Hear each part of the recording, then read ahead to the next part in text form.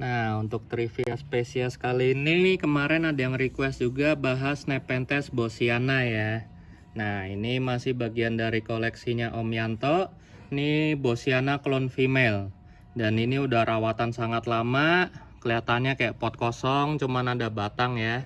Kita geser ke kiri nih. Jadi ini mirip kayak habitat.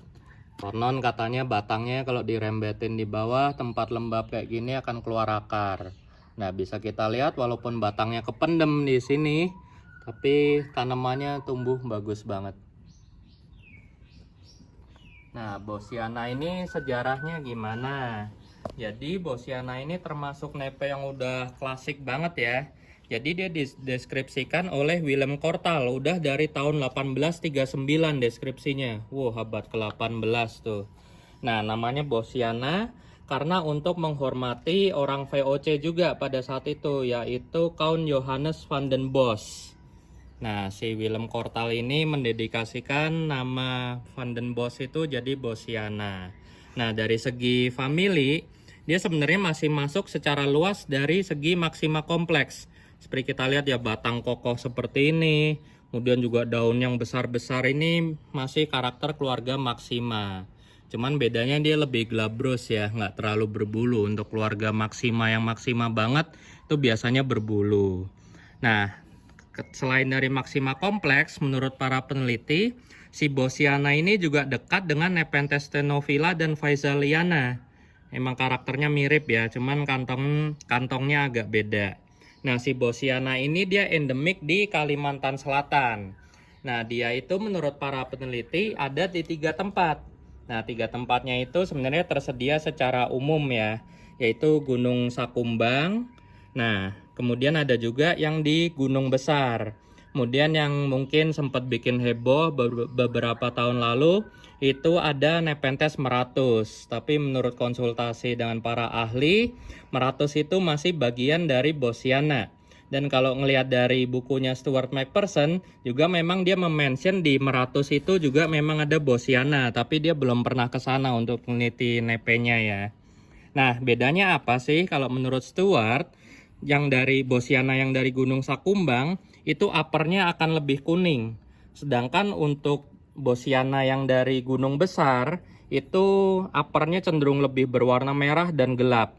Nah, kalau dari pengalaman kelontong Ruru, lihat foto hunternya Nepenthes meratus di habitat dan juga Miara seedling meratus, itu juga karakter kantongnya jauh lebih gelap. Jadi bisa dibilang secara rangkumannya, Sakumbang itu uppernya akan jauh warnanya lebih muda dan lebih kuning ya, seperti yang di video ini. Kemudian kalau yang dari Meratus sama Gunung Besar itu uppernya jauh lebih gelap. Nah, kita lihat nih uppernya. Ini sebenarnya uppernya bisa gede banget ya, cuman kantongnya lagi ngecil di sini. Kemudian ini ada kantong yang masih cukup bagus. Nah, ini udah taraf upper. Kita ngebedain nepe kan kadang, apalagi yang spesies inter sampai HL, ini udah upper apa inter sih sebenarnya. Kalau ngelihat kondisi upper, itu kita jangan lihat selain masukan dari tendrilnya ya. Jadi kalau udah inter sampai upper, tendrilnya akan dari belakang. Tapi ciri khas utama upper adalah adanya lingkaran ini. Jadi tendrilnya akan muter dulu baru jadi kantong. Nah, kalau udah ada putaran seperti ini pasti upper. Kalau nggak ada itu sebenarnya masih taraf transisi dari inter. Nah, inilah ciri khas bosiana, uppernya warnanya krim. Kemudian peristomnya juga cukup mewah ya. Berstripe, kemudian masih ada duri-durinya. Nah, kemudian untuk appendage-nya juga relatif kosong, nggak kayak maksima, tapi spurnya cukup jelas ya. Nah, kemudian ciri khas lain dari bosiana, ini batangnya bener-bener kokoh, kayak bikal karata. Kemudian juga daunnya gede banget, selengan saya ini. Kemudian juga ciri khas dari bosiana dan biasanya diturunkan ke hybridnya, even ke hybrid yang melibatkan 3 parentage, saya perhatiin ya, ini tulang daunnya berwarna merah, bisa kelihatan di sini. Kemudian ciri khas yang unik lagi dari bosiana dan diturunin ke hybridnya, nodulnya ini udah nonjol. Kalau di nepe lain bentuknya tonjolan bulat, tapi kalau di Bosciana udah keluar kayak kutil lancipnya ya, kayak appendage lah istilahnya. Kelihatan nggak di video? Mesti lebih dekat coba. Nah ini tuh,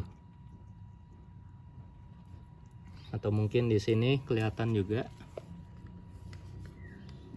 Nah ini nih, rada turunan kameranya. Tuh, kutilnya udah keluar kayak seakan-akan udah mau pecah daun. Nah, kalau udah pecah nodulnya kelihatan nih di sini. Tuh. Dia keluar nodul baru. Dan ini adalah clone female ya. Nih ada kelihatan masih ada potongan bekas bunganya. Dan ini sering dijadikan hybrid oleh Mbah Jarwoto. Nih robust banget. Nah, di sini masih seger nih kutilnya. Kita lihat di atas. Mestinya kelihatan ya. Nah, ini yang saya maksud nodulnya. Ciri khas dari Bosciana. Nodulnya udah panjang. Kemudian juga batangnya merah. Nah, daunnya juga. Nah, dari segi pemeliharaan gimana? Bosciana ini termasuk karakternya kuat ya.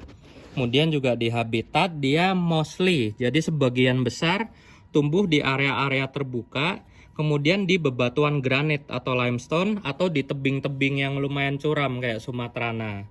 Jadi karakternya dia sebenarnya khas keluarga Maxima ya, suka media yang rada berbatu, poros, cahaya kuat, berangin. Kemudian juga di lowland, Bosciana ini termasuk sangat adaptif, nggak gampang mati. Tapi paling kantongnya ngecil sama warnanya kurang bagus. Tapi dia masih bisa tumbuh seger kayak gini. Cuman paling berat ngantongnya aja kalau kita nggak bisa support kelembapan sama suhu yang sesuai. Tapi kalau kelembapan bagus masih bisa ngantong dia. Tapi warna sama ukurannya nggak optimal. Itulah Nepenthes Bosciana. Oke teman-teman, semoga membantu.